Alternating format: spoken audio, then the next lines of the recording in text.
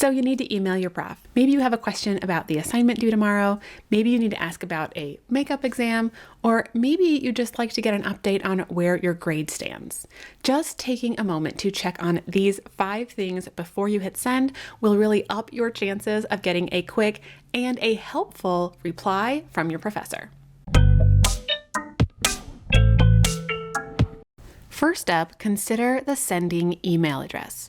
If at all possible, send your email from your institutional email address. There are a couple of reasons for this. First, many universities have very tight spam nets that result in many non-institutional emails, those from say Yahoo or Gmail, to be automatically stuck in the spam folder. This means that your prof may not ever see your email. The second reason to do this, many professors set up filters that automatically sort emails from students into a separate priority folder so that they can respond more quickly.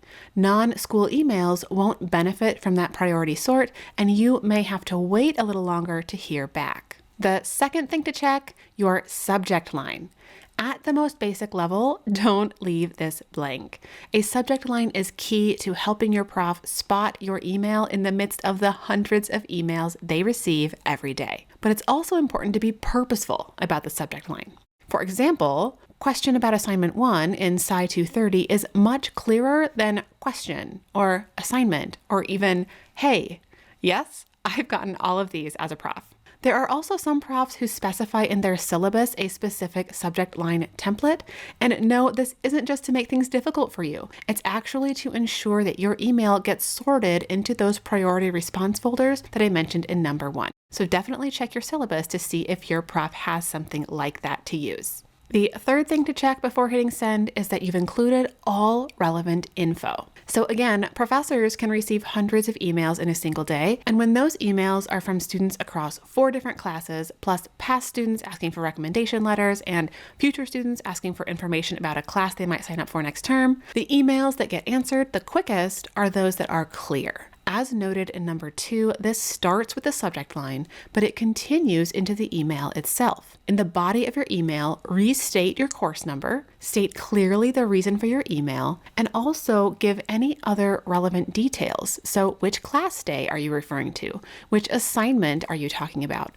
What is your specific question or struggle? This will save both you and your professor time since they won't have to email you back trying to clarify what you're asking. They can just answer your question right away and you can get back to studying. Now, before we get to number 4, if you have found this video helpful so far, it would mean so much to me if you just hit that like button. That just helps more students like you find this video. The 4th thing to check is to make sure you've included a greeting and a sign-off. Now, these sorts of formalities may seem unnecessary in a day and age where our names are often in our email tag, but there are a couple of reasons that this is still important. First, emails with professors are professional communications and should be written differently than a casual text with pals. Just beginning with something simple like Dear Professor or Hello Professor last name sets the professional tone and helps your professor see you as an earnest and interested student. Second, including a sign-off, a thank you, sincerely, or the like, along with your name helps your prof know how you like to be addressed. Students often go by a different name than what their email tag reads, or there may be different cultural norms related to titles or surnames. So clearly signing off with your preferred name is so helpful to me as a prof. 5th and finally, check your spelling and grammar.